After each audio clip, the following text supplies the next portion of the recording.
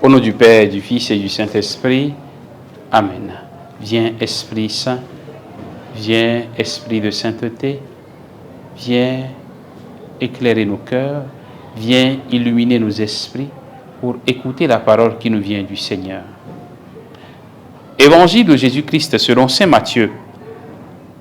En ce temps-là, Jésus s'adressa aux foules et à ses disciples et il déclara: les scribes et les pharisiens enseignent dans la chair de Moïse. Donc tout ce qu'ils peuvent vous dire, faites-le et observez-le. Mais n'agissez pas d'après leurs actes, car ils disent et ne font pas. Ils attachent de pesants fardeaux difficiles à porter et ils en chargent les épaules des gens. Mais eux-mêmes ne veulent pas les remuer du doigt. Toutes leurs actions, ils les font pour être remarqués des gens. Ils élargissent leurs phylactères et rallongent leurs franges. Ils aiment les places d'honneur dans les dîners, les sièges d'honneur dans les synagogues et les salutations sur les places publiques. Ils aiment recevoir des gens le titre de rabbi. Pour vous, ne vous faites pas donner le titre de rabbi, car vous n'avez qu'un seul maître pour vous enseigner et vous êtes tous frères. Ne donnez à personne sur terre le nom de Père, car vous n'avez qu'un seul Père, celui qui est aux cieux. Ne vous faites pas non plus donner le titre de maître, car vous n'avez qu'un seul maître, le Christ. Le plus grand parmi vous sera votre serviteur. Qui s'élèvera sera abaissé, qui s'abaissera sera élevé. Acclamons la parole de Dieu. Louange à toi, Seigneur Jésus. Bien-aimés de Dieu, aujourd'hui nous sommes le samedi 20 août. L'Église nous demande de faire mémoire de Saint Bernard. Demandons son intercession afin qu'il nous aide à grandir sur le chemin de la sainteté.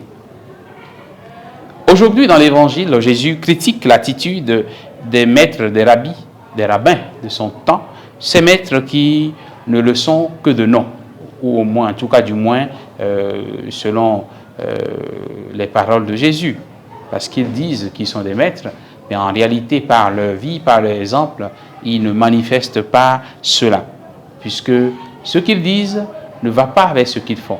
Leurs actes ne correspondent pas à leurs paroles qu'ils enseignent. Pourtant, ils sont censés être les maîtres de ce qu'ils enseignent. Cette parole est forte pour nous qui sommes responsables d'Église.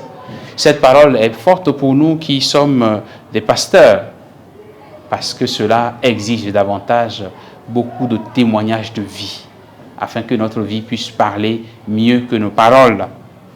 Cette parole est lourde de sens pour nous. Que le Seigneur continue de nous aider afin que nos vies soient témoignages vivants, pour ne pas être des contresens, des contre-exemples, des contre-témoignages pour nos frères et sœurs. Cette parole ne concerne pas seulement nous qui sommes responsables d'Église, mais elle s'adresse aussi à tout chrétien, à mon frère, à ma sœur qui m'écoute aujourd'hui, à tout chrétien qui doit vivre la cohérence entre ce que Dieu dit, entre la parole que Dieu nous donne, entre ce que nous disons aussi et ce que nous vivons. De telle sorte, quand nous voyons, on se rend compte que oui, il est cohérent dans sa vie. Oui, il dit être chrétien et on le voit vraiment. Il dit être chrétien ou elle dit être chrétienne et on le sent vraiment par sa façon de vivre, par sa façon d'être et de faire les choses. Malheureusement, beaucoup de scandales et de contre-témoignages découragent les uns et les autres, à tel point que certains même se disent, si c'est ça, je n'irai même plus à l'église, parce que j'ai vu tel responsable, tel prêtre, tel, pasteur, a mené telle vie, alors je n'irai pas. L'évangile est clair à ce propos.